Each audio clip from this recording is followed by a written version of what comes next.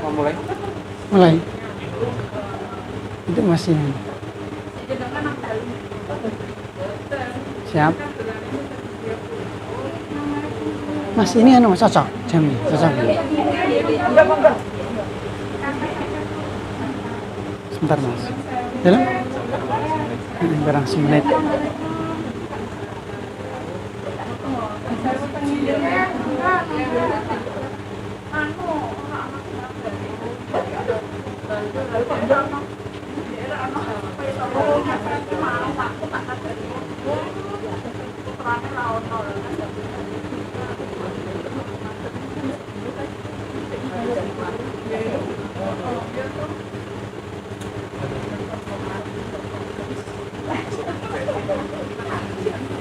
Monggo Mas. Nggih, waalaikumsalam.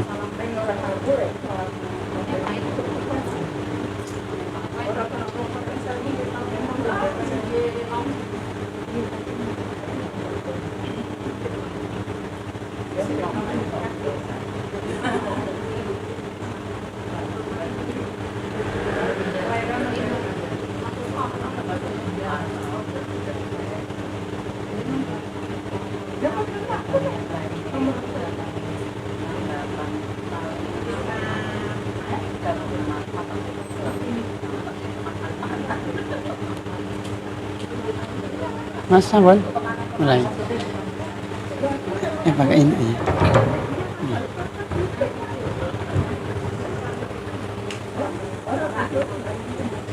Cek. Ya. Cek.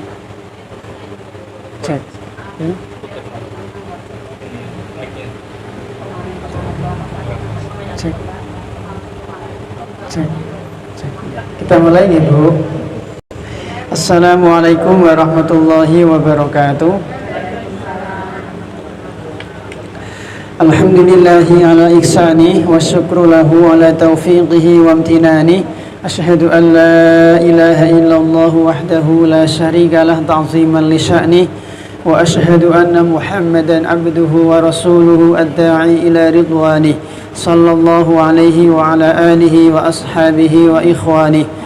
قال الله تعالى في كتابه الكريم يا أيها الذين آمنوا اتقوا الله حق تقاته ولا تموتن إلا وأنتم مسلمون اللهم فقهنا في الدين وعلمنا التأويل سبحانك لا علم لنا إلا ما علمتنا إنك ini kita memuji Allah Subhanahu wa taala atas segala limpahan karunia dan kenikmatan yang telah diberikan kepada kita, nikmat yang kita minta, nikmat yang tidak kita minta, nikmat yang tampak, nikmat yang tidak tampak, nikmat yang sudah kita rasa, nikmat yang belum kita rasa. Di antara nikmat yang kita saksikan pada kesempatan sore hari ini, Allah Azza wa Jal mengumpulkan kita di salah satu taman-taman surga di dunia, di majelis ilmu. Mudah-mudahan kita mendapatkan ilmu yang bermanfaat, amin ya rabbal alamin. Baik ibu-ibu yang berbahagia, pada kesempatan sore hari ini kita akan melanjutkan pembahasan kita dari materi riba. Kemarin kita sudah menyampaikan definisi riba, kemudian ancaman bagi orang yang sengaja mengkonsumsi harta riba, kemudian juga macam-macam riba dan benda-benda ribawi. Mungkin sedikit kita mengulang Ibu. Riba dilihat dari sebab terjadinya ada dua. Yang pertama adalah riba qard, yaitu riba karena transaksi utang piutang. Si A utang 1 juta kepada si B, bulan depan ketika melunasi, dia melunasi dengan perjanjian 1,2 juta. Dia mendapatkan utangan 1 juta, tapi dia mengembalikan 1,2. Ini riba qard, riba karena transaksi akad utang piutang. Yang kedua adalah riba baik, riba karena akad jual beli, dan ini terjadi hanya dalam barang-barang ribawi, ya, benda-benda ribawi sudah kita bahas kemarin. Ada berapa ibu-ibu benda-benda ribawi, Bu? Ada 6 nggih, benda ribawi ada 6 dihafalkan. Yang pertama adalah emas, kemudian perak, kemudian gandum halus, gandum kasar, kemudian kurma, kemudian garam. Ini benda ribawi nggih 6 nggih. Emas, perak, gandum halus, gandum kasar, garam dan kurma. Niki benda ribawi. Nah, benda-benda ini 6 ini kalau ditukar, dijual, ditransaksikan itu harus mengikuti aturan syariat. Kalau tidak nanti bisa terjatuh ke dalam dosa riba. Okay. Ini sudah ya Mas ya? Apa belum Mas? Separuh. Baik, sedikit mungkin kita ngulang okay. Dari 6 benda ribawi ini, ulama membagi menjadi 2 kelompok. Yang pertama kelompok mata uang, yaitu ada 2, emas dan perak. Yang pertama kelompok A adalah kelompok mata uang, alat tukar, yaitu emas dan perak. Karena di zaman dulu mata uangnya kan dinar, emas, dirham atau perak. Jelas nggih? Jadi kelompok A adalah kelompok mata uang, alat tukar, yaitu emas dan perak. Hari ini ulama mengkiaskan dengan mata uang kertas atau mata uang kartal seperti dolar, ringgit, real, rupiah, yen, Jepang. Oke. Ini juga hukumnya sama. Hukumnya disamakan dengan emas dan perak sebagai alat tukar atau alat bayar. Okay. Ini kelompok A, okay. Yang kelompok B sisanya 4 berarti, yaitu gandum halus, gandum kasar, kemudian kurma dan garam. Ini adalah makanan pokok yang bisa disimpan atau bisa ditakar. Makanan pokok yang bisa disimpan atau bisa ditakar. Jelas nggih? Nah, ulama mengkiaskan makanan pokok hari ini ya seperti beras, tepung, tiwul, Bu. Ini termasuk benda-benda ribawi. Ini kelompok B. Sudah nggih? Pun nggih? Nah, sudah.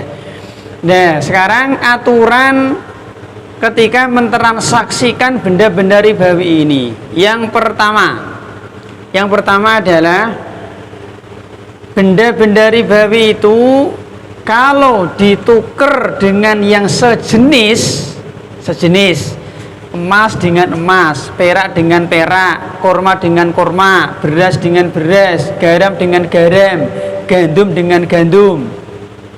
Jelas sih, sejenis, gabah dengan gabah, sejenis, maka syaratnya 2 agar tidak terjatuh ke dalam riba.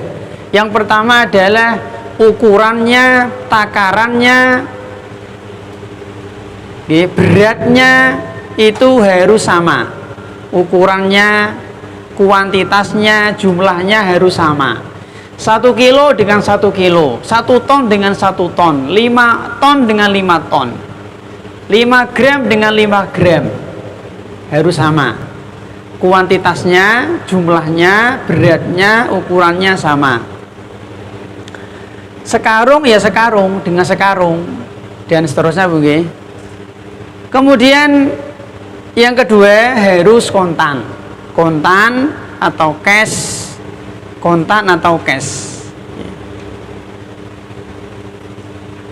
Tunai nggih, kontan, cash, tunai. Nabi Shallallahu Alaihi Wasallam beliau mensyaratkan, kata beliau, mithlan bi mithlin yadan sawaan bi sawain yadan biyadin. Harus semisal, harus sama ukurannya, takarannya, dan yadan biyadin. Tangan dengan tangan, Bu. Nyoh. Nah, ngoten. Sekarang contoh. Ada orang dia punya beras rojo lele 5 kilo. Si A punya beras rojo lele 5 kilo. Ditukar dengan beras raskin 10 kilo. Boleh nggak, Bu? Si A punya beras rojo lele 5 kilo. Si B punya beras raskin 10 kilo. Ditukar, tuker-tukeran, ditransaksikan. sama-sama ridho, sama-sama ikhlas, boleh nggak Bu? Tidak boleh. Kenapa?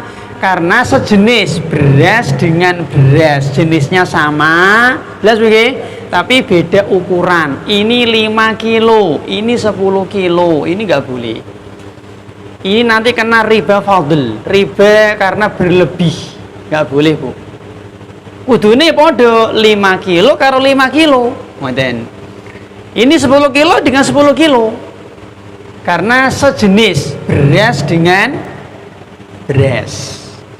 Contoh yang kedua sering terjadi ketika hari raya, ibu-ibu punya uang 100.000 selembar. Jenengan punya uang 100.000 selembar. Jenengan pingin receh, lalu jenengan tuker dengan tetangga. Tetangga jenengan memberi uang receh 95.000, tapi receh, mungkin 10 ribuan, 20 ribuan, tapi receh anyar gres Bu, bisa anget, okay. Boleh nggak Bu? Tidak boleh, karena sejenis rupiah dengan rupiah. Jenengan ngasih 100.000 selembar, jenengan menerimanya hanya 95.000. Ini nggak boleh, nanti kena riba fadl. Karena sejenis rupiah dengan rupiah. Gitu ibu-ibu. Jelas begini? Semoga jelas. Kalau nanti kurang jelas bisa ditanyakan ya. Sekarang yang kedua. Yang kedua Bu, biar lebih jelas ya. Sekarang contoh yang ketiga, korma sukari. Korma sukari 5 kilo ditukar sama korma ajwa 3 kilo, boleh nggak Bu? Nggak boleh, karena sejenis korma dengan korma. Korma sukari 5 kilo, korma ajwa 3 kilo ditukar, nggak boleh, karena beda berat, beda ukuran. Ini 5, ini 3, tidak boleh nggak Bu? Sekarang yang kedua, tadi kalau bendanya sejenis, syaratnya 2 nggih, emas dengan emas, beras dengan beras, gandum dengan gandum, perak dengan perak, rupiah dengan rupiah, dolar dengan dolar, ringgit dengan ringgit, sejenis, syaratnya 2. Sama ukurannya dan kontan, cash, tunai. Yang kedua, benda itu beda jenis, tetapi masih satu kelompok. Tadi kan kelompok A dan kelompok B nggih. Kelompok A tadi alat tukar, emas dan perak dan turunannya. Tadi rupiah, dolar, ringgit, mata uang lah, mata uang. Kelompok B tadi makanan pokok. Gandum halus, gandum kasar, korma, garam, beras, tiwul, gabah dan seterusnya. Kalau bendanya itu ditukar beda jenis tapi masih satu kelompok, maka syaratnya hanya satu, yaitu kontan. Berarti boleh beda berat, boleh beda ukuran, boleh beda takaran, sing penting kontan, cash atau tunai. Contoh Pak, contoh misalkan panjenengan membeli emas, jenengan membeli emas, membeli emas. Emasnya hari ini, jenengan membeli emas pakai rupiah, misalkan 1 gram, pinten Mas? 1 juta nggih, 1 juta. Jenengan beli emas 5 gram. Emasnya jenengan terima hari ini, duitnya transfer besok, boleh nggak Bu? Emasnya jenengan atau uangnya jenengan transfer hari ini, kontan hari ini duitnya, emasnya baru dikirim besok, boleh badan? Nggak boleh. Kenapa? Karena dia beda jenis tapi masih satu kelompok. Emas dengan duit kan satu kelompok, kelompok A Bu ya? Nah, kelompok A ini, tapi ini nggak kontan. Emasnya hari ini, duitnya besok, kan nggak kontan Bu nggih, nggak yadan biadin, tidak nyoh. Nah, ini nggak boleh. Ini nggak boleh, Bu. Jelas sih nggak boleh.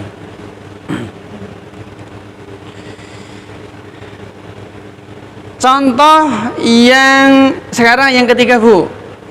Ini kalian sudah Mas G, tinggal ngulang sedikit G. Sekarang yang ketiga, biar cepat Bu G. Nanti kalau nggak selesai waktunya. Yang ketiga sekarang mentransaksikan benda ribawi tadi, tapi beda kelompok. Kelompok A ditukar dengan kelompok B, maka tidak ada aturan khusus alias bebas. Kelompok A ditukar dengan kelompok B, maka bebas. Contoh, jenengan pergi ke warung, jenengan beli beras pakai duit, pakai rupiah. Bu, beli beras kuintal. Berapa, Bu? 1 juta misalkan ya. Berasnya jenengan terima hari itu, duitnya besok. Boleh nggak, Bu? Jenengan beli berasnya jenengan terima hari itu, duitnya besok, bahkan duitnya pekan depan. Boleh nggak, Bu? Boleh toh. Kan beda jenis toh, beda kelompok toh, Bu. Beras kelompok apa, Bu? Beras kelompok B gitu. Duit rupiah kelompok A. Maka bebas. Nggak ada aturan, bebas. Tidak harus sama ukurannya dan tidak harus kontan. Tidak harus cash, bebas. Wong beda kelompok kok. Beda kelompok nggih, bebas, Bu. Sekarang yang terakhir. Kalau benda itu bukan benda ribawi, maka bebas. Tukar menukar benda yang bukan benda ribawi ya bebas, nggak punya aturan dia, bebas. Yang penting sama-sama ridho. Contohnya Pak, ada orang dia punya motor NMAX, Bu, ditukar sama mobil Xenia, boleh nggak, Bu? Mobil Xenia bobotnya 300 kilo ditukar sama motor NMAX Grace anyar, bobotnya mungkin hanya 50 kilo, boleh badan? Boleh, asalkan saling ridho. Kenapa? Karena NMAX mobil bukan benda riba. Bebas. Sekarang, Bu, ibu-ibu membeli emas online. Jenengan beli emas online, misalkan jenengan beli emas 10 gram senilai 10 juta. Neng bayare nganggo wedhus. Nah, jenengan beli emas bayare pakai sapi. Jelas nggih? Emas jenengan terima hari ini, sapinya jenengan kirim besok pagi. Boleh nggak, Bu? Jenengan beli emas bayare pakai sapi, berarti emas kelompok A ditukar sama sapi. Apakah sapi benda ribawi? Enggak, maka bebas. Boleh ya boleh, karena sapi bukan benda riba. Betul, Bu? Boleh nggak, Bu, beli emas pakai sapi? Ya boleh aja, kena gelem gitu. Pak, saya beli mobil bayarnya pakai wedhus, boleh nggak, Bu? Ya boleh kalau mau, nggak apa-apa toh, gitu. Ada 3 macam jual beli, Bu. Oke, sering disampaikan ada 3 macam jual beli. Yang pertama adalah barang dengan uang. Pak, beli cilok berapa? 10.000. Ini 10.000, mana ciloknya? Barang dengan uang. Ini yang sering kita lakukan ya. Yang kedua adalah jual beli barang dengan barang, yang dikenal dengan barter. Boleh nggak apa-apa. Contoh, misalkan saya punya tas ya, Bu, saya punya tas, Bu. Tas saya ini jenengan pek, syaratnya sendal jenengan tak pek. Apa ini? Jual beli, meskipun dengan bahasa pek, Bu. Tasku pek, neng syarate sandal jenengan tak pek. Apa ini, Bu? Jual beli sebenarnya. Jelas, oke? Barang dengan barang. Boleh ya boleh, kalau sama-sama saling ridho.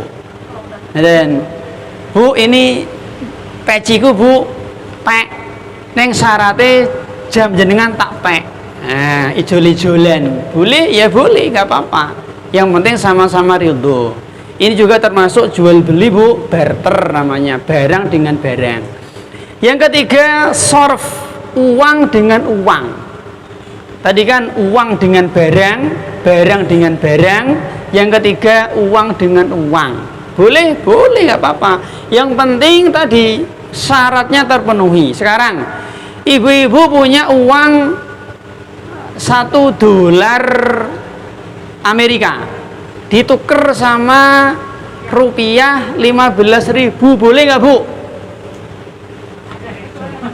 Jenengan punya uang dolar satu, atau gini, jenengan punya uang $10 Amerika, ditukar dengan rupiah berapa ya Mas? 150.000. $1 ya 14.000 kurang lebih ya Mas, kurang lebih nggih, kurang lebih nggih. Jenengan punya uang $1 Amerika ditukar dengan 15.000 rupiah, boleh nggak Bu?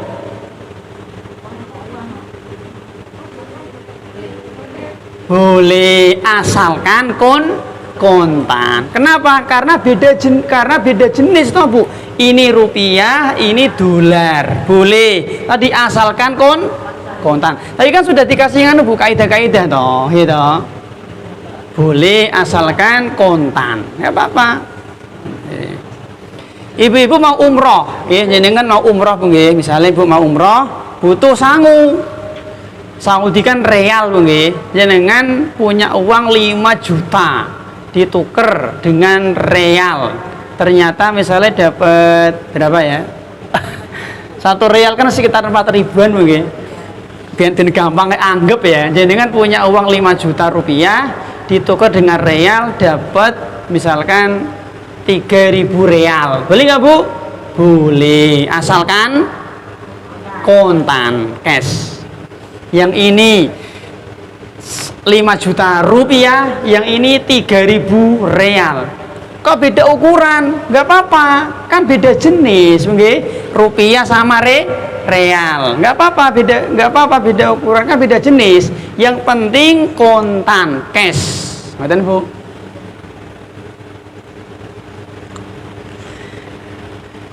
Siang-siang ada suara teot nggih. Ada orang yang dia bawa berambang putih, bawang merah, mungkin dia bawa apa ya?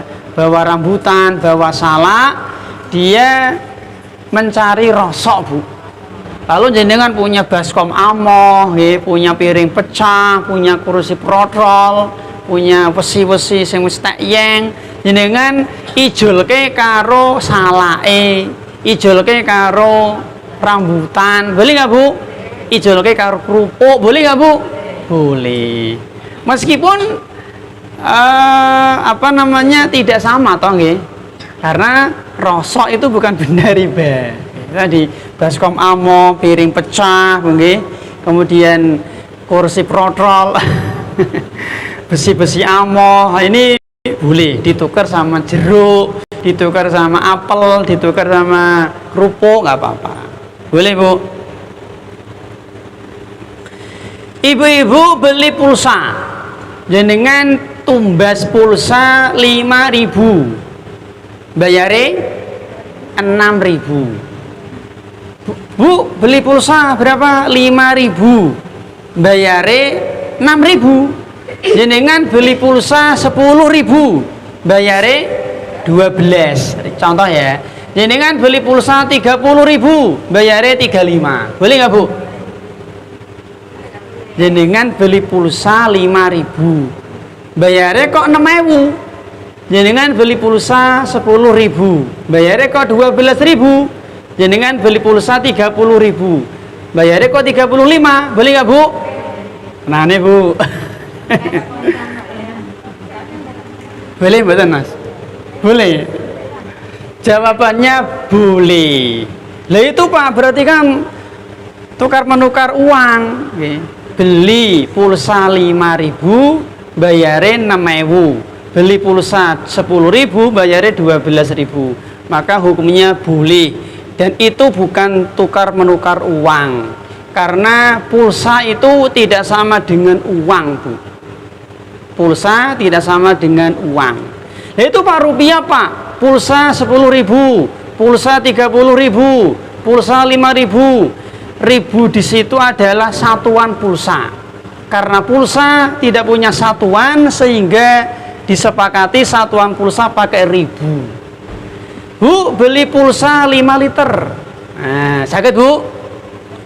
Nggak bisa, karena liter bukan satuan pulsa. Bu, beli pulsa 10 kilo. Nah, nggak bisa, karena satuan pulsa itu rupiah. Jadi ketika kita membeli pulsa 10.000 bayarnya ke 12, boleh. Dan itu bukan tukar menukar uang. Sekarang kita bahas ke inti pembahasan, yaitu Bu, bentuk-bentuk transaksi riba di masyarakat kita, Bu. Yang pertama, Bu, ini banyak nih, tapi mungkin kita sampaikan sebagian, Bu. Yang pertama, contoh transaksi riba di masyarakat. Yang pertama adalah menggabungkan akad utang dengan jual beli. Yang pertama, menggabungkan akad utang dengan akad jual beli. Dan ini dilarang oleh Nabi, nggih.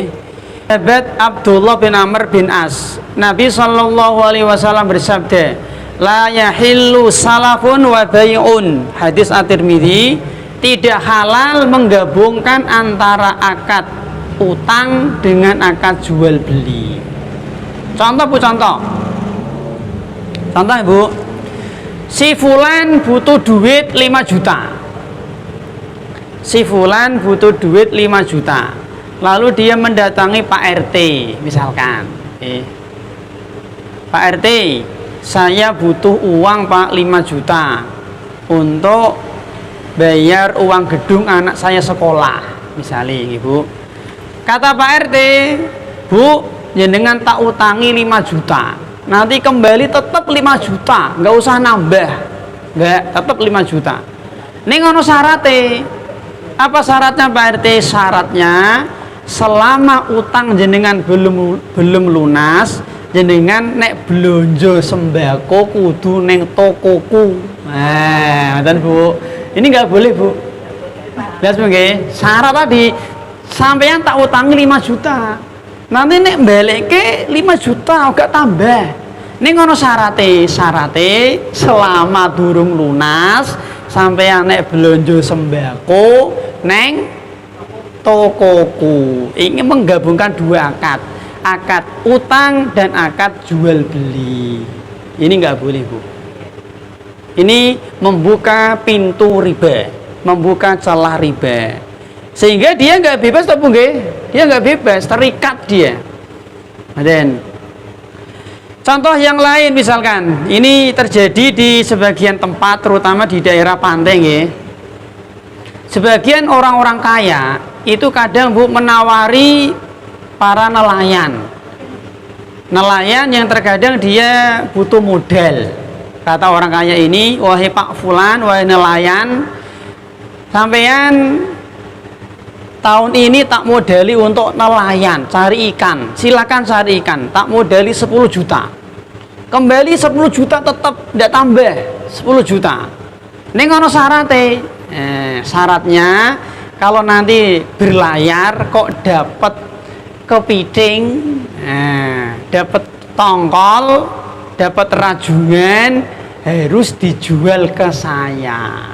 Nah, ini nggak boleh, Bu. Lihat, Bu, tak utangi 10 juta, syaratnya kalau nanti dapat kepiting, dapat rajungan, dijual ke saya. Ini nggak boleh, Bu. Ini menggabungkan dua akad, akad utang dan akad jual beli. Ini juga membuka pintu celah riba. Seolah-olah orang kaya ini dia punya karyawan tapi tanpa dibayar, Bu. Loh, kalau dia punya 5 nelayan yang diutangi, berarti kan dia punya 5 5 karyawan tanpa seolah dia punya 5 karyawan, 5 pegawai tanpa digaji. Dan tentunya harga belinya ya terserah dia. Dia tengkulak, Bu. Jadi nelayan nggak bebas. Ketika dia dapat rajungan, dapat kepiting, dia nggak bebas. Dia sudah terikat perjanjian dengan Pak orang kaya tadi. Nah, ini dilarang oleh Nabi Shallallahu Alaihi Wasallam. Dan Bu, kalau di daerah Rembang ini mirip nih. Sebagian petani petembako sama mirip. Ketika mereka akan memulai bertani tembakau, dimodali orang kaya, dimodali 20 juta dengan syarat kalau nanti sudah panen tembakau, tembakonya harus dijual kepada dia. Ini juga sama, nggak boleh, Bu. Yang mirip, Bu, yang mirip itu adalah akad atau kasus dana talangan haji. Masih ingat tuh nggih, sekitar tahun 2012 kan rame nggih. 2011 mulai rame itu, 2012, 2013 mulai rame dana talangan haji. Jenengan kalau daftar haji, Bu, sekitar tahun 2009 langsung mangkat, Bu. Mulai rame kan sekitar 2011 mulai ada dana talangan haji ini. Lah gara-gara riba seperti inilah akhirnya musibah, antrian panjang, Bu. Di Jawa Timur itu mungkin hampir sekitar 60 tahun, Bu. Luar biasa nggih. Luar biasa nggih. Hampir sekitar 60 tahun. Di Malaysia itu sekitar tahun 2018 itu sudah hampir 90 tahun di Malaysia, tapi nggih. Jadi durung lahir daftar kayak. Kalau di Jawa Tengah kurang tahu saya, Bu nggih. Contoh nggih, Bu, jenengan pingin haji tapi belum punya duit. Dan Bu, lalu jenengan datang ke bank. Bank kan lembaga pembiayaan. Pihak bank siap untuk meminjami uang untuk membeli jatah kursi. Saat itu kan 25 juta, Bu nggih? 25 juta. Bank meminjami jenengan uang 25 juta untuk daftar haji, Bu, untuk mendapatkan porsi haji. Ning ngono syaratnya. Lah itu. Apa syaratnya? Syaratnya adalah ini, Bu, yang nggak boleh. Syaratnya nanti pengurusan administrasi ke Kemenak yang mengurus kami. Dan Bu, Ibu, Bapak, tapi kami meminjami Bapak Ibu berdua 50 juta. Jelas nggih? Satu orang 25. Nah, setelah itu jenengan di sini saja duduk manis. Pengurusan administrasi di Kemenak nanti yang mengurus kami. Ngoten, Bu. Nang yo ora gratis, Bu. Nek jenengan ngurus dhewe gratis. Jelas ya? Nek jenengan ngurus sendiri gratis, Bu. Karena diurus oleh bank, maka bayar. Bayarnya berapa? 10% dari nilai utangan. Berarti 10% dari 25 juta. Pinten? 2.500.000. Nek wong loro ya 5 juta, Bu. Ini menggabungkan dua akad. Akad utang dan akad jual beli jasa alias ijarah. Ini nggak boleh. Ini nggak boleh, Bu. Memang jadi syarat, tak pinjemi, neng syarat tadi loh. Syaratnya setelah tak pinjemi, jadi kan duduk manis di sini saja. Nah, dan yang kerja kami, yang mengurus ke administrasi ke Kemenak kami. Neng yora gratis, Bu. Tadi bayar 2,5 juta. Nek jenengan ngurus dewe gratis, Bu. Bahkan bank juga menawari akad ketiga, akad kafalah namanya. Dia ada 3 akad malah, akad jual beli, akad utang kord, akad ijarah tadi jual beli jasa, yang ketiga akad kafalah. Artinya gini, ketika si A sama si B ini nanti sudah dipanggil Kemenak, misalnya 2024 haji. Ini nih Mas, 56 tahun ini. Nek tahun kemarin kan 49 ya, kurang lebih nggih. 56 Bu nggih, 56 nggih kalau nggak salah nggih, 56 Mas, muda kok Mas. 56 juta nggih. Udune kan 90 sekian juta tapi dapat subsidi dari pemerintah Bu nggih. Jadi masing-masing jamaah terbebani 56 juta. Nah, 2024 Pak A dengan istrinya ini Bu ternyata nggak bisa melunasi. Sudah hari H 2024 kudune mangkat, ternyata orang ini dua ini nggak bisa melunasi Bu. Bang siap melunasi. Nah, akad kafalah namanya. Tak jamin jenengan tetap mangkat. Tadi kan 25 Bu nggih? Ya 25 kekurangannya 2 orang ditanggung Bang. Bang siap nanggung. Neng. Nah yo bayare yo ora padha Bu, tetep ono tambahan sekian persen. Jelas Bu nggih? Ini terlarang. Jadi ada 3 akad malah. Akad utang, akad jual beli jasa ijarah tadi, dan akad kafalah. Nah, ini tentunya tidak boleh Bu nggih. Jadi kita Bu nggih, sebagian orang itu dia mengawali ibadahnya dengan maksiat Bu. Ini nggak boleh Bu. Jadi nek jenengan kali kula dereng saged kaji tidak usah dipaksa Bu. Nggih, nggak usah dipaksakan. Karena kaji itu bagi orang yang mampu biaya berangkat, mampu biaya di sana, mampu biaya pulang, yang keempat mampu untuk keluarga yang ditinggal. Kemudian 4 Bu nggih, mampu berangkat, mampu hidup di sana, mampu pulang. Kalau nggak mampu pulang nek kono terus piye kok? Nggih, jadi mampu mangkat, mampu urip ning kono, mampu pulangnya. Yang keempat mampu untuk kerabat keluarga yang ditinggal. Jangan sampai jenengan pergi haji SPP anaknya urung dibayar, nggak boleh. Ada orang pergi haji utangnya dibayar, nggak boleh Bu, nggak boleh. Ketika ada orang yang dia punya utang sudah jatuh tempo, dia wajib melunasi utangnya dulu. Ada orang utangnya wakeh malah kaji bolak-balik, haji furoda sisan, umrah bolak-balik, keliru seperti itu nggih. Ngoten Bu. Ada orang mau ibadah diawali dengan maksiat. Tentunya ini kita hindari Bu nggih. Ini yang pertama Bu nggih, bentuk akad riba di masyarakat menggabungkan akad utang dan akad jual beli. Yang kedua Bu, di antara bentuk riba di masyarakat adalah hadiah dari bank. Nah, hadiah dari bank untuk nasabah. Jadi panjenengan nabung ning bank. Jelas nggih? Jenengan nabung ning bank, bank ngasih hadiah sebagai ucapan terima kasih. Ini juga terlarang ibu-ibu. Sekarang Bu, kita lihat nggih. Jenengan Bu nggih, ketika nabung di bank, itu akate napa Bu? Biar amankan tujuan, manfaat nggih, akad. Jenengan ketika nabung di bank itu akate napa akad? Akadnya apa Bu?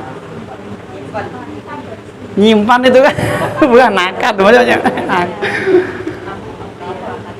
Akadnya akad jual beli, akad sewa, akad pinjam, akad titip, akad apa? Dalam titip Bu. Jadi jenengan ketika nabung itu titip Bu nggih. Oh, titip.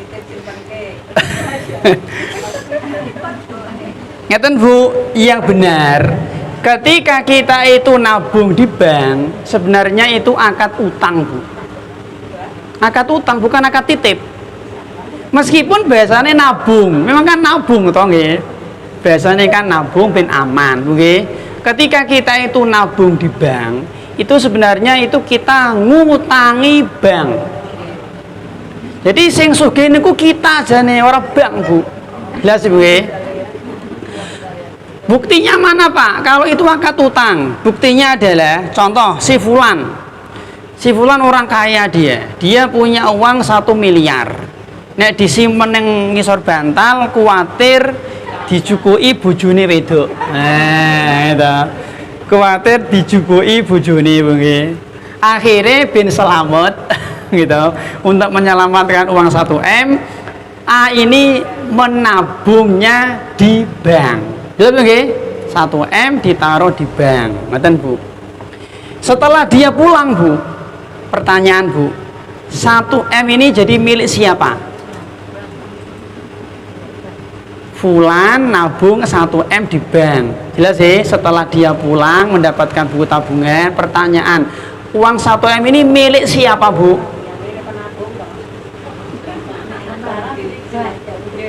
Milik siapa? Milik penabung. Milik penabung. Oke, sekarang tak tanya Bu. Ketika si Fulan pulang, 1 M diterima bank Bu nggih. Ternyata uang 1 M ini untuk membeli mobil operasional bank. 1 M ini Bu nggih, oleh pihak bank sudah diincir, sudah diincim, sudah direncanakan bank. Wah, 1 M lumayan.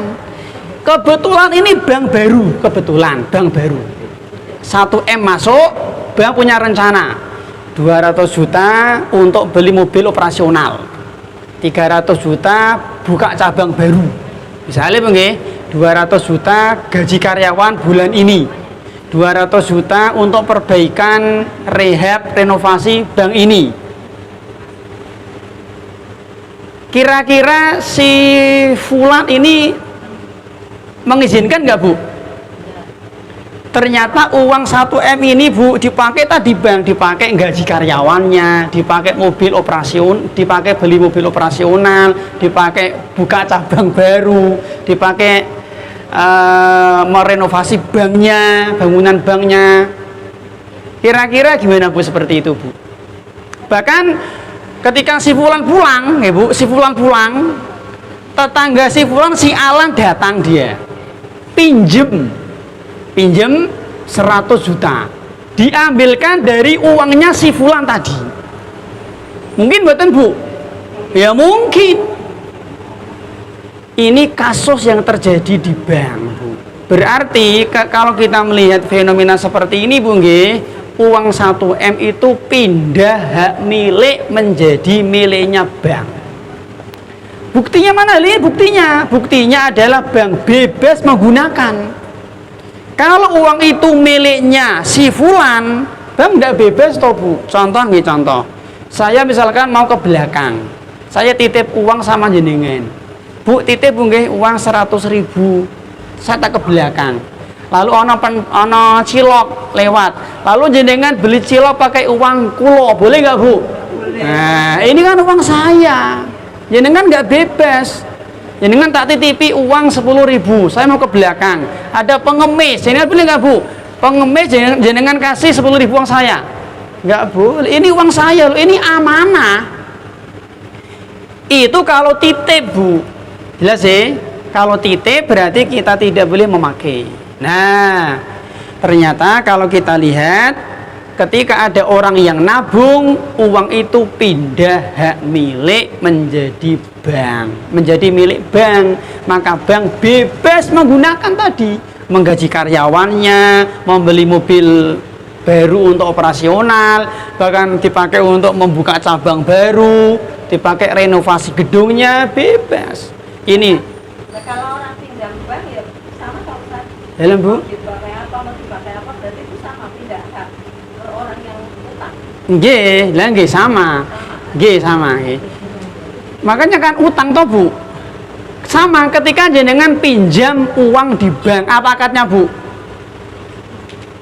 Utang sama toh. Jadi orang nabung di bank itu ngutangi bank, jelas ya. Nek uang pinjam di bank ya utang bank toh. Sama-sama utang, jelas ya. Nah, dalam akad utang piutang ini sudah kita sampaikan barangkali ada kaidah Bu nggih, kullu qardin jarra manfaatan fahuwa riba. Segala manfaat yang didapat dari transaksi utang piutang itu termasuk riba. Nah, setelah 1 tahun Pak Fulan nabung 1 M tadi, Pak Fulan dapat hadiah payung, dapat hadiah jam dinding, dapat hadiah sarung, dapat hadiah mukena, dapat hadiah sandal kulit. Ini semuanya tidak boleh. Haram berarti. Ya nggak boleh. Dan kalau mau kenanya dipakai sholat berarti nggak sah. Sholatnya sah, tapi dia berdosa. Betul Bu? Ini dia ngutangi bank, dapat hadiah. Ini nggak boleh Bu. Jelas Bu? Nggak boleh Bu. Baik jamaah yang semoga senantiasa dirahmati oleh Allah Subhanahu wa taala. Jenengan tidak nabung di bank. Jenengan tidak nabung di bank. Tetapi jenengan punya tetangga karyawan bagi dia. Boleh menerima. Ini ulama berbeda pendapat.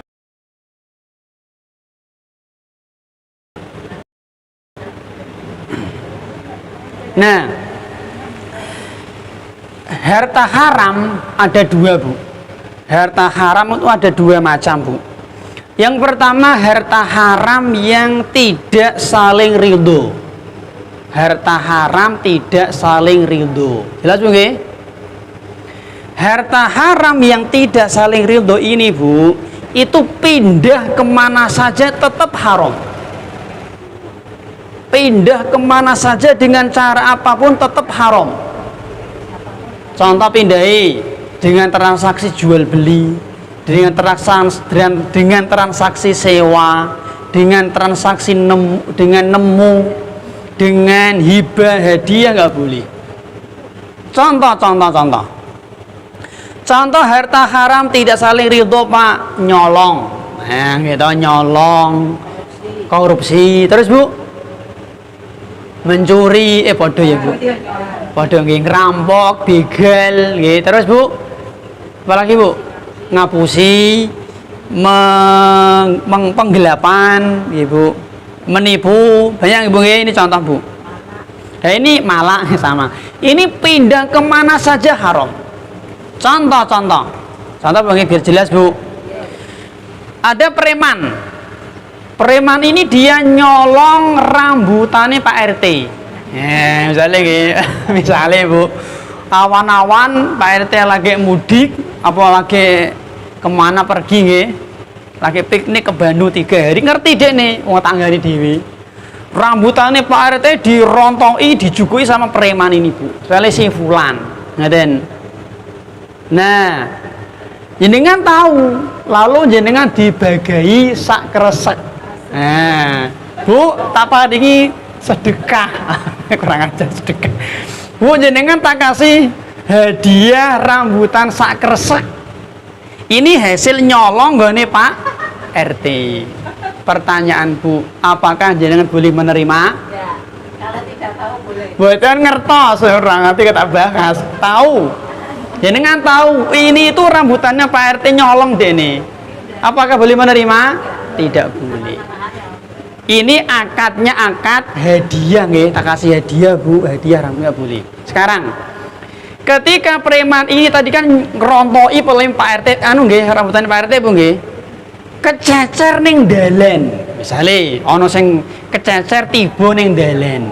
Jenengan nemu, dan jenengan tahu ini tuh rambutannya Pak RT lho. Mau dirontoki karo preman. Sekarang pertanyaan, apakah jenengan nemu ini boleh nemu rambutan?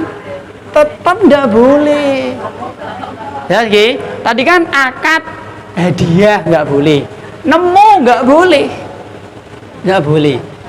Apalagi ya, beli sekarang. Preman setelah untuk tolong bagor dijual karo jenengan, Bu, saya jualan rambutan. Nah, saya jual rambutan murah Bu. Udan Mas. Allahumma shayban nafi'a Bu nggih. Semoga hujannya bermanfaat Bu nggih. Sekarang Bu, akad jual. Preman ini setelah tadi ngerontoki rambutannya Pak RT didol. Nah, wis murah Bu. Nek di luar kan saiket kan 15.000 Bu, wis harga separuh, banting harga 7.500. Pertanyaan Bu, apakah jenengan boleh beli? Jenengan tahu ya, tahu loh Bu, ini rambutannya Pak RT ini. Boleh nggak Bu? Nggak boleh, nggak. Akad apapun haram. Akad nemu, akad dikasih gratis, nggak boleh. Nggak boleh. Jelas Bu nggih? Contoh yang kedua Bu, si fulan dia korupsi uang negara. Si fulan korupsi uang negara misalkan 100 juta. Lah jenengan kan tetangganya Bu, jenengan dikasih bagian 1 juta. Boleh nggak Bu? Jenengan tahu ya, Bu, kemarin saya itu korupsi 100 juta. Jenengan tak bagai 1 juta. Boleh nggak Bu? Tidak boleh. Sekarang jenengan punya warung Padang misalnya, warung Padang. Koruptor ini jajan di warung jenengan makan siang. Untuk orang piring Bu nggih. Setelah jajan dia ngomong, "Bu, saya mau bayar." "Berapa Bu?" 50.000 Pak. Dia cerita, "Bu, ini saya bayar Bu. Uang ini hasil korupsi kemarin saya Bu." Boleh nggak Bu? Tetap nggak boleh. Tetap nggak boleh Bu. Jadi uang haram tidak saling ridho itu pindah kemana saja nggak boleh. Ada masjid dibangun, direnovasi, takmir dapat sumbangan dari uang korupsi, boleh? Nggak boleh. Jelas Bu nggih? Baik, sekarang kenapa Bu? Karena harta tidak saling ridho, harta haram tidak saling ridho itu melanggar dua, melanggar hak Allah dan melanggar hak manusia. Maden. Yang kedua sekarang Bu, harta haram saling ridho, dua pihak saling ridho. Jelas sih, harta haram saling ridho. Seperti misalkan jual beli khomer, jual beli darah, jual beli babi, termasuk judi, termasuk hasil zina. Ada pelacur, dia berzina dapat upah misalkan, atau termasuk dukun, ada dukun didatangi pasien, DE dapat uang hasil dukun misalnya, atau termasuk riba. Ini namanya harta haram saling ridho. Jelas nggih? Maka ibu-ibu, harta haram saling ridho ini kalau diberikan kepada kita, insya Allah halal. Contoh, panjenengan misalkan punya keponakan, dia kerja di bank, penghasilannya riba. Tapi kan ini riba kan harta haram saling ridho. Lah ketika lebaran jenengan disangoni 50.000, boleh diterima? Boleh. Haram bagi dia, bagi jenengan halal. Karena akad kenjenengan itu kan akad hadiah, akad sangu. Sangu. Ini boleh, nggak apa-apa. Ada tetangga jenengan dia kerja di bank, dia punya uang riba banyak Bu. Jenengan ditraktir makan ayam geprek. Ya. Oh depan. Misalkan Bu, jenengan ditraktir pakai uang riba, ya Bu, ayam geprek. Bolehkah? Boleh. Karena riba itu dia harta haram tapi saling ridho. Bagi dia haram, bagi jenengan halal. Dalam kerja di dealer dereng kita bahas. Sabar Bu nggih. Belum. Nanti mungkin ada nanti dealer nggih, belum Bu. Sabar nggih. Nggih. Jadi harta haram saling ridho itu melanggar satu tok, melanggar hak Allah. Ngoten. Tadi kan harta haram tidak saling ridho itu melanggar dua nggih, melanggar hak Allah dan melanggar hak manusia. Kalau ini hanya melanggar satu, melanggar hak Allah Subhanahu wa taala. Sekarang Bu, fulana berzina dia. Habis zina dapat upah 1 juta misalkan. Lalu dia pergi ke warung jenengan makan siang. Bayarnya pakai uang hasil zina. Boleh nggak Bu? Boleh. Kenapa Bu? Harta haram saling ridho. Ngoten Bu. Jadi riba itu dia harta haram tapi saling ridho.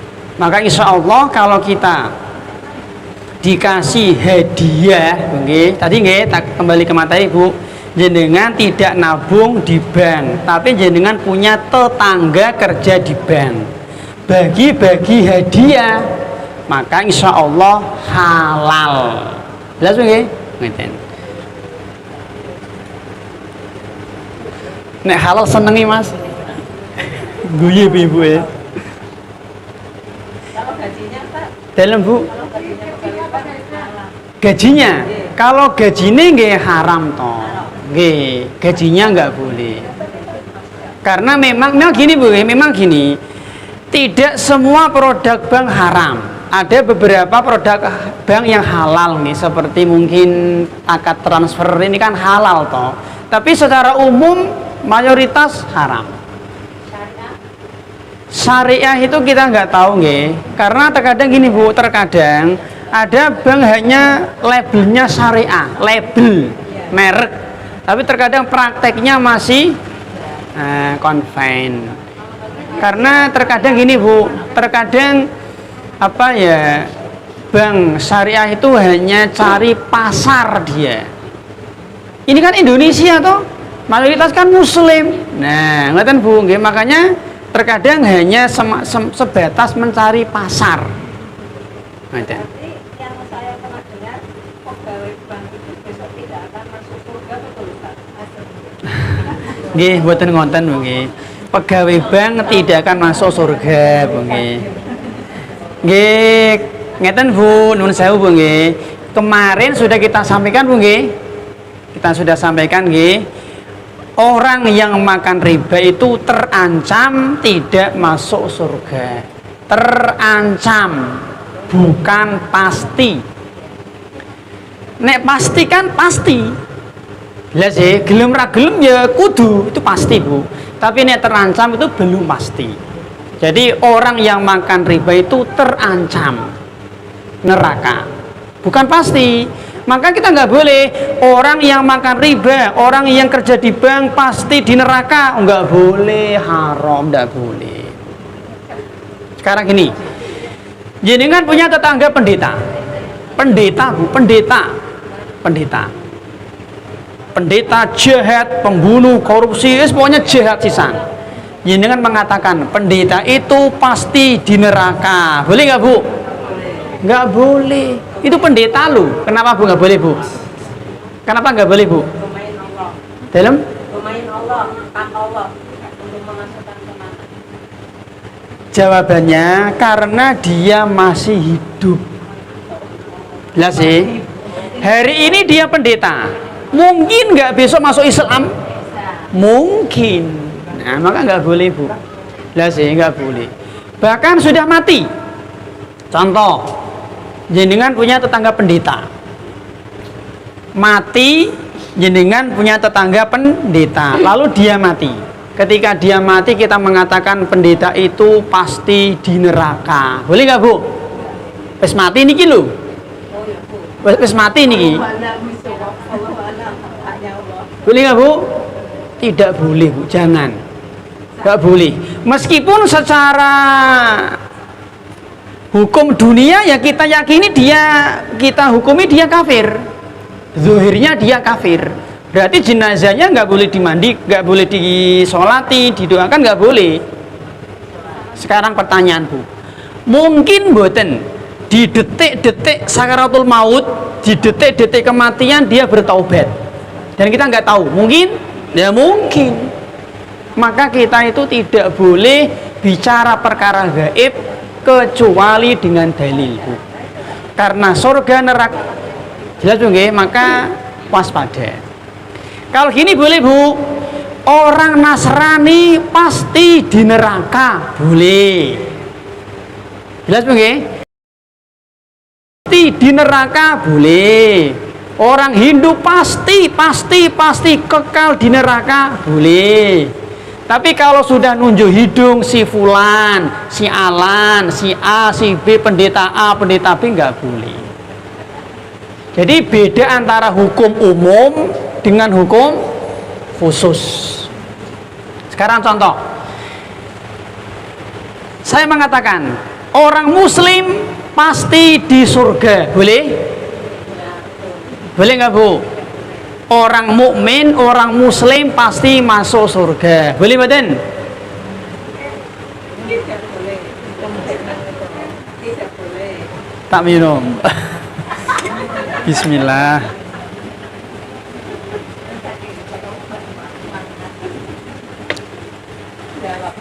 Saya mengatakan, Bu, orang mukmin, orang muslim pasti akan masuk surga. Boleh nggak, Bu? Boleh, nggak apa-apa. Bahkan ya bahkan pasti boleh. Orang mukmin pasti masuk surga, boleh. Boleh. Orang muslim pasti masuk surga, boleh. Jelas, oke? Sekarang, kalau kan subahi muslim, subahi pasti masuk surga, boleh? Tidak boleh. Kenapa, Bu? Benar, betul, memang betul. Jelas, Bu, nggih? Sama, nggak boleh. Karena saya masih hidup. Ngeten, Bu. Mungkin nggak, Bu, kita besok murtad. Mungkin, Bu. Yang menjamin iman kita siapa? Ya semoga tidak. Ini contoh. Jelas, Bu, nggih? Jadi mengatakan orang mukmin pasti masuk surga, boleh. Tapi nek nunjuk hidung si A, Gus Fulan, Kiai Fulan, Habib Fulan, nggak boleh. Nggak boleh, Bu. Tapi kalau pakai dalil boleh. Abu Bakar pasti masuk surga, boleh? Ya boleh, ada dalil. Maden. Maryam pasti masuk surga, boleh? Boleh. Khadijah pasti masuk surga, boleh? Boleh. Abu Lahab pasti di neraka, boleh? Boleh, ada dalil. Abu Lahab. Maden. Perdana Menteri Israel Bunyamin Netanyahu pasti di neraka, boleh? Dalam? Boleh, Mas. Kok galak men? Nggak boleh, kenapa? Masih hidup. Mungkin nanti dia ditawan ya, Mas. Akhirnya masuk Islam. Ahok pasti masuk neraka. Boleh nggak, Bu? Nggak boleh. Nggak boleh. Jelas, Bu, baik, Bu. Jadi Bu ngeten, Bu, ucapan karyawan bank di neraka itu jangan, nggak boleh, hati-hati, Bu. Mereka muslim, Bu, mereka muslim, saudara kita, didoakan. Mungkin mereka nggak tahu. Nah, atau gini, dia memang makan riba, Mas, tapi dia punya kebaikan yang banyak. Nah, akhirnya Allah mengampuni. Mungkin buatan? Ya mungkin. Dia makan riba, pegawai bank, tapi sedekahnya misalkan, sholat tahajudnya, puasanya, berbakti kepada orang tuanya, hatinya nggak ada dengki, nggak ada hasad, akhirnya Allah mengampuninya, akhirnya masuk surga. Mungkinkah? Ya mungkin. Ingat, Bu, yang boleh dipastikan di neraka hanya 3, Bu. Yang boleh dipastikan di neraka hanya 3. 1, sinten? Orang kafir. 2, orang musyrik. 3, orang munafik. Jelas ya 3 ini, Bu, 3 ini yang boleh kita pastikan di neraka kekal selamanya. Kafir, musyrik, munafik. Boleh, nggak apa-apa, Bu. Tanpa menunjuk hidung. Jelas ya, tanpa bilang si A si B, umum. Sekarang yang berikutnya Bu, di antara bentuk riba di masyarakat. Kita pilihkan ya, yaitu nah ini, memanfaatkan barang gade. Di antara bentuk transaksi riba di masyarakat adalah memanfaatkan barang gade. Contoh, si fulan utang 20 juta kepada Pak RT. Si fulan utang 20 juta kepada Pak RT. Jelas bunyi? Nah, agar uangnya Pak RT ini aman, si fulan tidak melarikan diri, Pak RT minta jaminan, minta agunan. Akhirnya fulan memberi barang jaminan berupa motor Vario misalnya Bu. Jelas bunyi?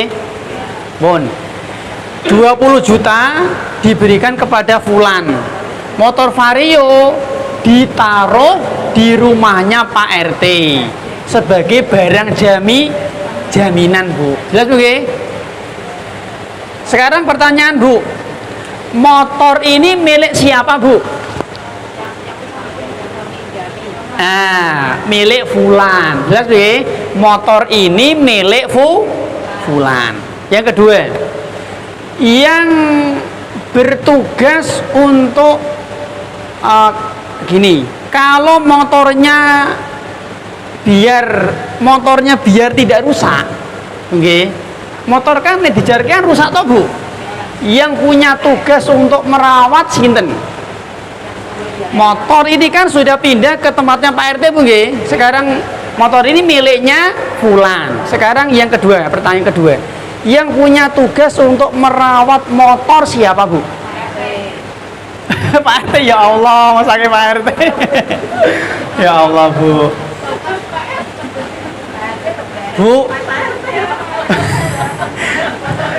Bu, si A utang 30 juta kepada Pak Bupati. Si A utang 30 juta kepada Pak Bupati Bu, dengan barang jaminan sapi. Sapinya pindah ke rumahnya Pak Bupati. Sapi ini milik fulan. Jelas nggih? Sing ngarit sapa Bu?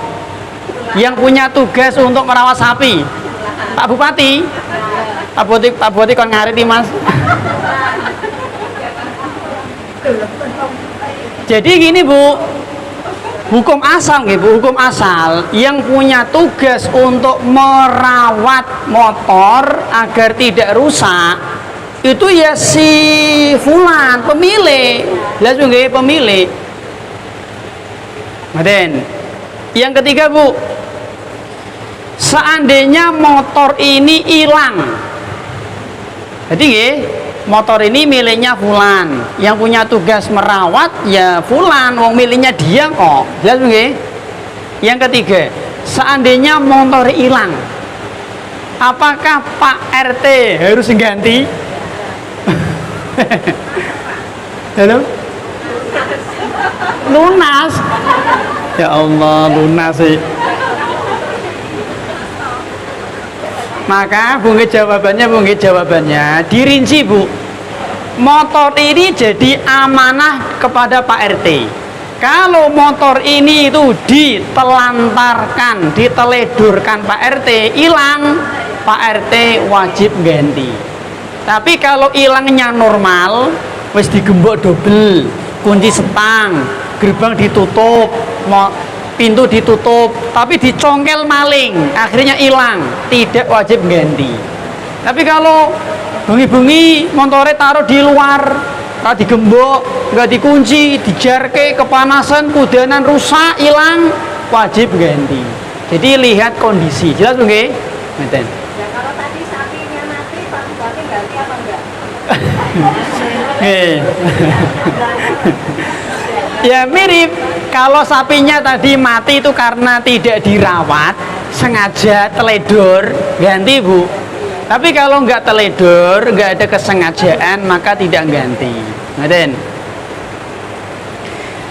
Sekarang Bu, bolehkah Pak RT ini menggunakan motor Vario untuk Gojek?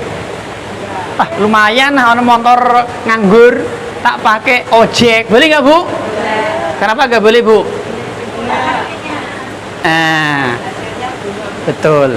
Motor ini miliknya Pak Fulan, maka Pak RT tidak boleh memanfaatkan barang gede. Kalau Pak RT memanfaatkan barang gede tadi untuk ngojek, berarti dia telah mengambil manfaat dari akad utang. Itu riba. Terakhir Bu, setelah 5 bulan jatuh tempo pelunasan, ternyata Fulan ora iso bayar. Fulan jatuh tempo ora iso bayar 20 juta. Pertanyaan, apakah motor ini otomatis miliknya Pak RT? Tribun? Tidak. Motor ini tetap miliknya Pak Fulan. Kalau Pak Fulan nggak bisa melunasi, maka Pak RT ngomong, jenengan nggak bisa melunasi, bagaimana kalau motormu tak jual? Jadi menjualnya harus minta izin persetujuan dari Pak Fulan. Lihat juga, betul Bu. Kalau di masyarakat pedesaan Bu, ada orang utang kepada orang kaya, utang 20 juta. Barang jaminannya, barang gadenya sawah. Selama utangnya belum dilunasi, sawahnya digarap sama orang kaya itu. Boleh nggak Bu? Nggak boleh. Ini mengambil manfaat dari akad utang, termasuk riba. Ngerti nih Ibu? Kemudian berikutnya Bu, di antara bentuk riba di masyarakat, investasi yang dijamin. Investasi yang dijamin. Contoh, si Fulan punya uang nganggur 20 juta. Fulan punya uang nganggur 20 juta. Dia punya teman B. Tahu ginilah si A. Si A punya uang nganggur 20 juta. Dia punya teman si B, akrab Bu. Si B ini dia pinter masak ayam geprek, misalnya ayam goreng, ngerti Bu? Kerja sama. Jelas sih, si A model 20 juta, si B model skill, mengelola, keahlian, masak, jualan, dan seterusnya. Perjanjian bagi untung gitu. Kalau nanti untung 70% untuk si B, ya sih, yang melaksanakan pelaksana, 30% untuk pemilik modal. Tapi Bu, si A minta syarat, nanti uangku 20 juta harus kembali utuh 20 juta. Apapun yang terjadi, rugi, untung, saya nggak mau tahu. Pokoknya nanti uangku harus kembali 20 juta. Ini nggak boleh Bu. Ini namanya modalnya dijamin. Ini nggak boleh. Oke. Bagaimana Pak yang boleh? Yang boleh seperti ini yang boleh. Setelah terjadi akad, 20 juta diberikan kepada si B. B mulai jualan. Bulan pertama orang untung, maka tidak ada yang dibagi. Orang untung kok, dia sepi, masih sepi. Bulan kedua untung 100.000, maka 30.000 untuk si A pemodal, 70.000 untuk si B pelaksana. Bulan ketiga untung 1 juta misalkan, maka 700.000 untuk si pelaksana, 300.000 untuk pemilik modal. Bulan keempat rugi. Nah, bulan keempat ternyata rugi Bu, prapayu rugi 1 juta, maka modalnya si A berkurang menjadi 19 juta. Ngoten Bu. Bulan kelima rugi meneh 4 juta Mas. Jale Bu nggih. Ya namanya jualan Bu nggih rugi meneh. Maka modalnya si A berkurang menjadi 15 juta. Bulan ke-6 gempa bumi Bu. Gempa bumi, banjir bandang, angin topan. Kemudian barang-barangnya habis kena terjangan banjir, tinggal gerobake tok. Jelas nggih? Maka ya sudah selesai. Ini selesai. Gerobak ini milik siapa Bu? Ya milik si A. Ditaksir cuman tinggal laku 3 juta. Jelas sih? Berarti si A rugi 17 juta. Lah si B enak Pak, ora rugi. B juga rugi Bu. Rugi apa Bu? Nah, si B ini rugi, kerja selama 6 bulan tidak digaji. Dia rugi waktu, korban tenaga, pikiran, Bu nggih. Kadang diomeli, kadang kudanan, kadang kepanasan. Ngoten. Jadi imbang adil. Ngoten, ingin untung ya siap rugi. Ngoten, ada orang aneh Bu. Dia maunya untung terus. Dia ngasih modal 20 juta. Nih, modal nih 20 juta. Pokoknya setiap bulan flat ya, sejuta. Ini jelas, ini riba. Ini enggak bener Bu. Namanya jualan, ono untung, ono rugi. Ya dia nggak mau flat. Pokoknya kamu tak modali 20 juta. Setiap bulan dapat 1 juta. Ini nggak boleh. Flat ini nggak boleh Bu. Jelas Bu. Berikutnya Bu, di antara bentuk riba di masyarakat adalah tadi nggih, jual beli motor atau mobil pakai leasing. Nah, jual beli segitiga. Ngeten Bu, hukum asal Bu nggih, hukum asal. Orang ketika jual beli kan hanya dua pihak Bu nggih.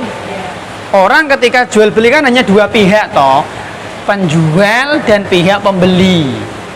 Contoh, saya beli cilok, Pak beli cilok, saya pembeli, ini penjual cilok, 2 orang. Nah, jual beli motor atau mobil pakai leasing itu aneh Bu. Dia ada 3 pihak. Ada penyusup. Ada penyusup. Siapa penyusup? Sinten penyusupnya Bu? Lembaga keuangan, leasing. Di sini ada konsumen, kemudian di sini ada pihak dealer, tau nggih? Dealer kan kudune kan gitu nggih. Konsumen beli motor, beli mobil ke dealer, 2 orang. Di sini ada leasing. Leasing ini kan penyusup dia. Akhirnya segitiga. Nah, konsumen ingin beli motor Beat misalnya, harga 20 juta. Cuma dia punya uang hanya 5 juta. Kurang 15 juta. Akhirnya dia pergi ke leasing. Wahai leasing, saya pingin motor Beat, tapi duitku kurang. Ya tentu leasing siap. Nah, dan Bu, karena memang dia lembaga pembiayaan. Jelas Bu nggih? Akhirnya apa Bu? Akhirnya leasing meminjami 15 juta. Ngoten nggih? Nah, 15 juta. Kemudian motornya dikirim Bu. Motor ketika dikirim itu dikirim ke leasing apa ke konsumen Bu? Motor dari dealer. Dari dealer itu ke leasing apa ke konsumen? Konsumen. Jelas sih, ke konsumen. Nah, ini yang tidak benar. Kudune nggih, kudunya ben betul itu kudune motor itu dimiliki leasing dulu baru dijual ke konsumen. Tapi kan nggak seperti itu. Dari dealer langsung ke konsumen. Nah, ini yang menjadi masalah di sini. Akhirnya nanti konsumen mencicil ke leasing tentu ada bunganya. Nah, ini yang tidak boleh. termasuk ibu-ibu koperasi simpan pinjam. Ini juga ada ribanya, Bu. Koperasi kalau ingin punya keuntungan halal bisa dengan cara pinter buka toko. Dengan cara kulaan barang. Koperasi kulaan barang, kipas, baskom, piring, gelas, mungkin mesin cuci, mungkin apa-apa stok nih gudang. Ada orang beli kredit boleh, nggak apa-apa, halal. Nah ini yang tidak boleh itu tadi, koperasi tidak punya barang tapi dia malah menjual. Sampun. Tadi nggih pertanyaan nggih, kerja di leasing nggih. Dalam? Oh, kerja di dealer nggih. Nggih, kalau kerja di dealer yang penting tidak terlibat dalam akad riba. Nggih, enggak apa-apa, insya Allah boleh. Dulu kan pernah kita sampaikan Bu nggih, jual beli jasa itu halal gajinya kalau terpenuhi dua syarat. Yang pertama adalah jenis pekerjaannya halal. Yang kedua, tidak ada unsur tolong-menolong dalam kemaksiatan. Kalau dia kerja di dealer nggih, tapi dia tidak di bagian ada akad riba, ya enggak masalah. Mungkin dia satpam, ya dalam marketing, ya marketingnya marketing yang tidak ada ribanya, insya Allah boleh, insya Allah boleh Bu. Boleh tanya Ustaz? Monggo Bu. Tadi menyebut koperasi. Nggih. Ini Ustaz, misalnya saya punya saudara yang sakit, yang keluarganya itu tidak punya uang untuk beli obat, mengobati sakit. Kemudian dia pinjam saya kebetulan tidak punya uang, saya pinjam koperasi, saya pinjamkan ke sana, tapi saya tidak minta tambahan kembalian itu, tapi saya membayar tambahan ke koperasi, boleh nggak? Jadi jenengan ke koperasi ada tambahan Bu nggih? Pasti kan ada. Tetap nggak boleh Bu. Nggak boleh. Ya, ada ribanya. Meskipun untuk menolong nggak boleh. Nggak boleh. Nggih. Ini Bu nggih. Dalam Islam Bu nggih, dalam Islam ini rumus Bu, kita boleh mengambil yang haram ketika darurat. Kita boleh mengambil perkara haram ketika kondisi darurat. Jelas sih? Yang kedua, kita boleh mengambil perkara yang makruh ketika hajat. Contoh, ada orang dia lapar, kalau nggak makan mati. Adanya bangkai babi haram, bangkai haram, haramnya double kuadrat. Dimakan boleh karena darurat. Jelas nggih? Boleh. Sekarang pertanyaan Bu, berobat apakah darurat? Ada orang dia utang bank, alasannya untuk berobat. Nah sekarang pertanyaan, jenengan tuh boleh Mas utang bank kan haram nggih? Utang bank kan ada riba nggih, kan berarti kan nggak boleh toh? Boleh jenengan utang riba, boleh dengan syarat kondisi darurat. Nah sekarang pertanyaan, berobat itu apakah darurat? Nanti Bu, berobat itu apakah darurat Bu? Jelas Bu nggih? Sekarang Bu, pertanyaan Bu, kapan seseorang itu boleh mengambil rukhsah dalam kondisi darurat? Seseorang itu boleh mengambil keringanan ketika dia darurat, boleh, tapi ada syaratnya Bu. Syaratnya apa? Ketika dia mengambil keringanan itu, rukhsah itu, perkara haram itu bisa menghilangkan kondisi daruratnya. Ya tadi, ada orang lapar, kalau nggak makan mati dia, lalu dia makan bangkai babi. Pertanyaan, orang lapar makan bangkai babi, kenyang mboten? Orang lapar makan bangkai babi, kenyang mboten? Kenyang Bu nggih? Berarti kondisi daruratnya hilang maka boleh, nggak apa-apa. Maka boleh. Sekarang ada orang haus, kalau nggak minum mati dia. Adanya hanya misalnya apa ya, khamr kan haram nggih, khamr haram. Sekarang pertanyaan, ada orang haus kalau nggak minum mati, adanya hanya segelas khamr. Sekarang pertanyaan Bu, apakah orang haus itu kalau minum khamr hausnya hilang? Nah ini Bu, kalau dia minum khamr hausnya nggak hilang, nggak boleh. Kenapa? Karena dengan minum khamr tidak menghilangkan kondisi haus, ini nggak boleh. Nah sekarang ada orang dia utang riba, haram nggih, dalam rangka untuk mengobati. Sekarang pertanyaan Bu, ketika dia itu utang bank atau utang ya terserah lah nggih. Yang penting lembaga haram nggih. Setelah dia itu utang misalkan 5 juta nggih untuk berobat. Pertanyaan, apakah penyakitnya pasti sembuh? Tapi kan usaha. Maka nggak boleh. Sama tadi ada orang kehausan. Kalau diduga kuat tidak bisa menghilangkan kondisi haus, tidak boleh. Sama. Sekarang ada orang berobat, apakah pasti sembuh? Belum tentu, maka nggak boleh. Kecuali dapat apa ya, dapat ilham dari malaikat Jibril. Bu, jenengan kalau berobat pasti sembuh, silahkan. Berarti dengan mengambil haram menyebabkan kondisi darurat hilang. Boleh.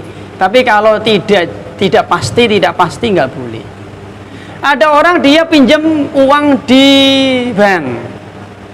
Untuk apa? Untuk membeli rumah, untuk membayar apa ya? Untuk membuat rumah. Pertanyaan Mas, membuat rumah itu apakah darurat? Dalam Bu?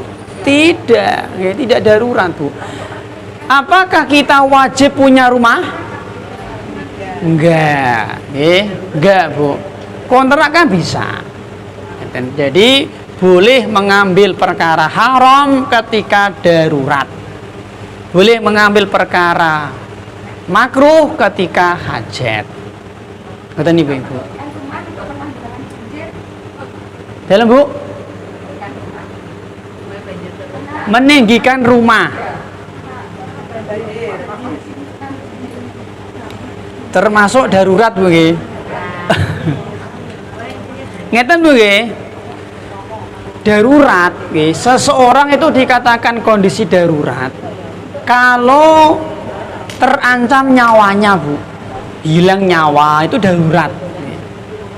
Ini kalau nggak minum darah mesti mati Mas. Nah, ini darurat. Ini kalau nggak minum apa ya? Ini kalau nggak minum apa ya misalkan kayak congyang mesti mati. Silakan.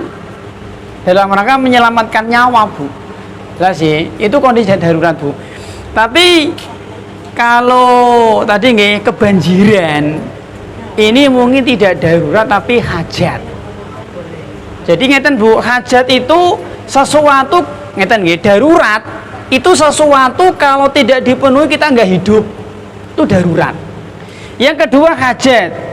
Hajat itu sesuatu kalau nggak dipenuhi kita hidup tapi susah. Nah, itu namanya hajat Bu. Jelas sih? Sesuatu yang kalau nggak kita penuhi iso urip tapi susah. Berarti banjir itu termasuk mungkin susah. Repot. Ngeten Bu. Mohon nggih. Demikian nggih. Sebenarnya masih ada yang lain nggih seperti tukar menukar uang. Ketika lebaran, utang uang dibayar emas dan yang lain nggak apa-apa lah. Dalam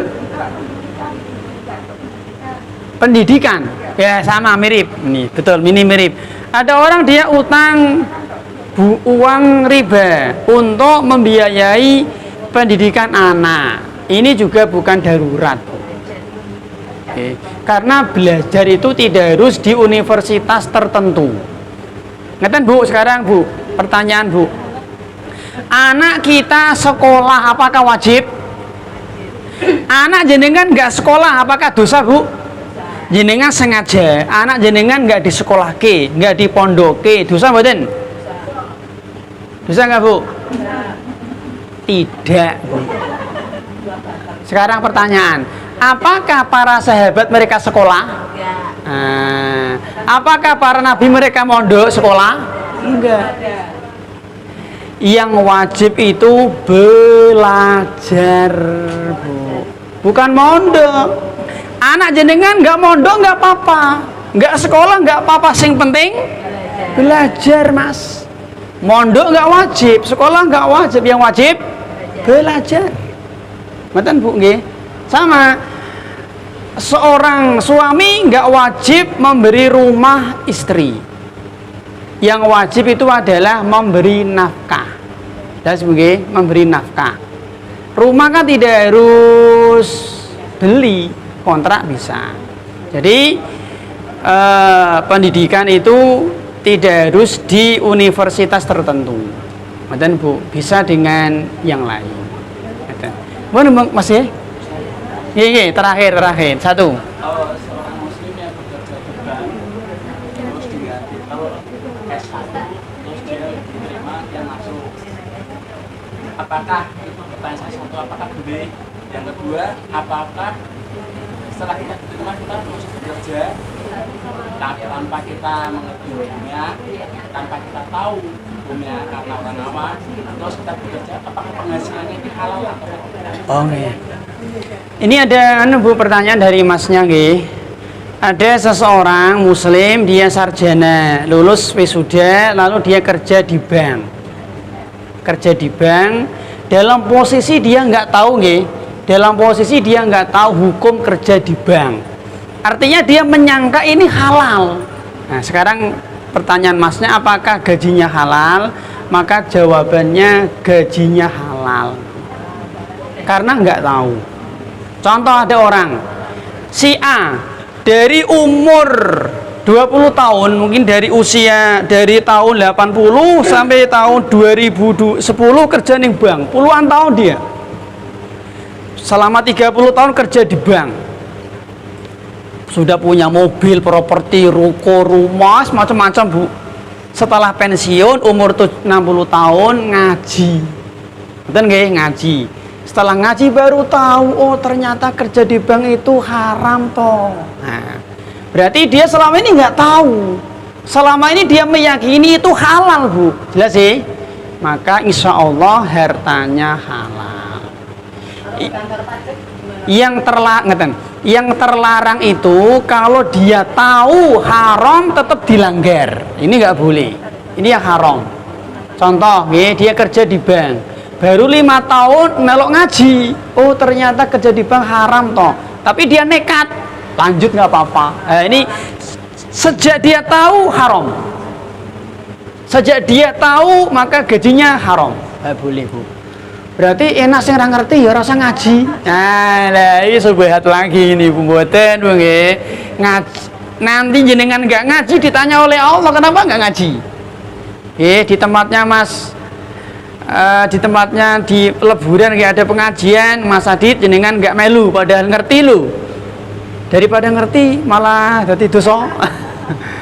Ada kena Bu, nanti nggak boleh seperti itu. Jadi insya Allah halal Mas kalau dia nggak tahu. Kalau dikasih tahu jadi tahu berarti ya haram. Keluar Bu, keluar. Segera keluar gitu. Kalau beli barang, maghrib loh Bu. Pinjam uang untuk beli barang. Setelah tahu bahwa utang bank itu haram, itu segera dilunasi. Misalnya 1 bulan kalau dilunasi, ini dosa apa enggak? Yang 1 bulan itu. Oke. Dia nggak dalam posisi nggak tahu Bu nggih. Semoga diampuni oleh Allah. Jadi Allah itu mengampuni ketika ada seorang hamba berbuat maksiat dalam kondisi dia nggak tahu. Semoga diampuni oleh Allah, ngoten Bu. Ngoten nggih. Kalau kata pajak nggak apa-apa Ustaz. Nanti ada Bu di pembahasan ada dosa diantaranya adalah kerja di kantor pajak atau dosa menarik pajak. Ada memang. Soalnya saya kerja di kantor pajak, saya kemarin baca loh. Nggih. Nggih, nggih. Mohon Bu nggih, karena sudah gelap. Demikian apa Mas? Dalam?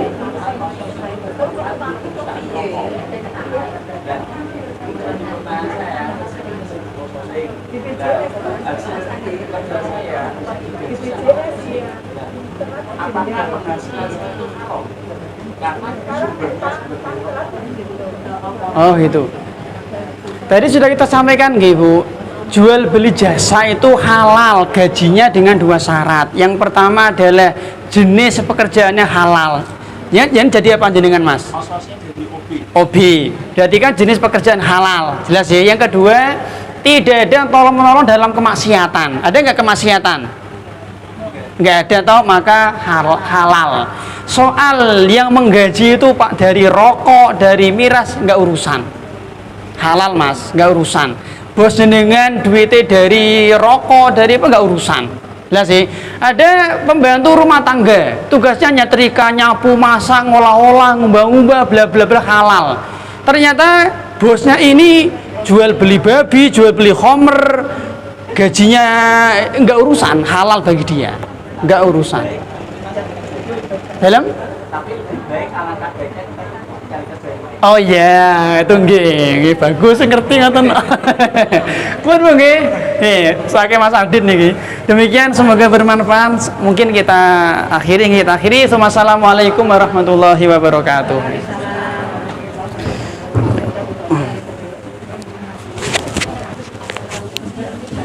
Maghrib jam itu niki Mas. Oh, masih lumayan nggih. 10 menit ya.